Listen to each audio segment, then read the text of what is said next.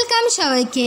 আজকে বানিয়ে নেব নতুন একটা জিনিস। অনেক দিন ধরে আমি মাকে বলছিলাম যে পিৎজা খেতে খুব ইচ্ছা করছে, তো মা আজকে খুব সহজ উপায়ে ঘরোয়া পদ্ধতিতে আর খুব জিনিস কম ইউজ করে বানিয়ে দিল পিৎজা, তাও আবার চিকেন পিৎজা। পিৎজা খেতে তো সবারই ভালো লাগে, তো সেই হিসাবেই মা আজকে আমাকে একটা বাটিতে একটু জল নিয়ে তারপরে সামান্য পরিমাণ ইস্ট দিল। তারপরে ইস্টটাকে অ্যাক্টিভ হওয়ার জন্য কিছুক্ষণ রাখতে হবে।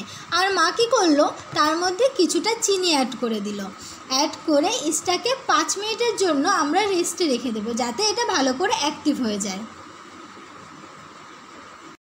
তারপর পিৎজার ডোটা বানানোর জন্য একটা পাত্রে কিছুটা ময়দা দিলাম, তার মধ্যে স্বাদ অনুসারে একটু লবণ দেব, তার মধ্যে যে ইস্টটা আমরা রেখে দিয়েছিলাম রেস্টে, সেই ইস্টটা কিছুটা দিয়ে ময়দার সাথে ভালো করে মাখিয়ে নিতে হবে। মাখানো হয়ে গেছে, তারপর এটাকে একটু রেস্টে রাখবো।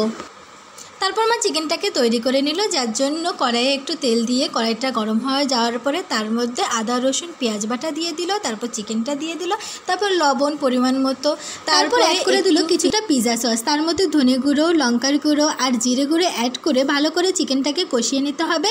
কষিয়ে নিয়ে সেটা একটা বাটিতে নামিয়ে নেব। তৈরি হয়ে গেল আমাদের চিকেনটা। রেস্টে রাখা ডোটার মধ্যে একটু তেল মাখিয়ে তারপর পিৎজার বেসটাকে তৈরি করে নিতে হবে। হাতের সাহায্যে তৈরি করবেন, তাহলে আরও ভালো হবে ডোটা।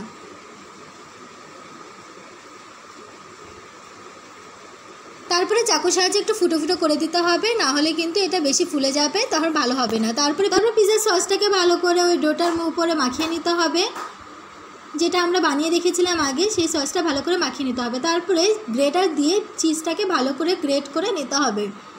তারপর তার উপরে যা যা টপিংস আপনারা দিতে চান সেই অনুযায়ী টপিংসগুলো দেবেন। আমি এখানে ক্যাপসিকাম, টমেটো, পেঁয়াজ আর আমাদের তৈরি করে নেওয়া চিকেনটা অ্যাড করেছি। আপনাদের ইচ্ছা অনুযায়ী আপনারা জিনিসগুলো অ্যাড করে নিতে পারেন। আপনারা যদি চান তাহলে চিকেনের বদলে মাশরুম, বেবিকর্ন বা শুধুমাত্র ভেজিটেবল পিৎজাও বানাতে পারেন। টপিংসটা সাজিয়ে নেওয়ার পরে আমার পিৎজাটা দেখতে আরও বেশি সুন্দর লাগছে। তার উপরে চিলি ফ্লেক্স দিয়ে দিলাম, তারপরে স্বাদ অনুযায়ী আমরা চিজটা দিয়ে দেবো। আপনাদের যদি চিজ খেতে বেশি ভালো লাগে তাহলে আপনারা চিজ বেশি বা কম করে নিতে পারেন, আপনাদের স্বাদ অনুযায়ী আপনারা করে নিতে পারেন। আমাদের পিৎজাটাকে বেক করার জন্য মা আগে থেকে কড়াইটাকে প্রিহিট করে রেখেছিল। এখন পিৎজাটাকে তার উপরে দিয়ে আমরা প্রপারলি বেক করার জন্য রেখে দেবো।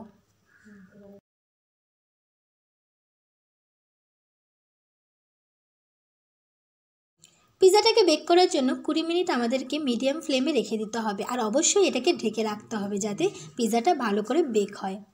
এই দেখুন আমাদের পিৎজাটা রেডি হয়ে গেছে। দেখতে কতটা সুন্দর হয়েছে, আর এটা সত্যি বলতে খেতেও দারুণ হয়েছিল।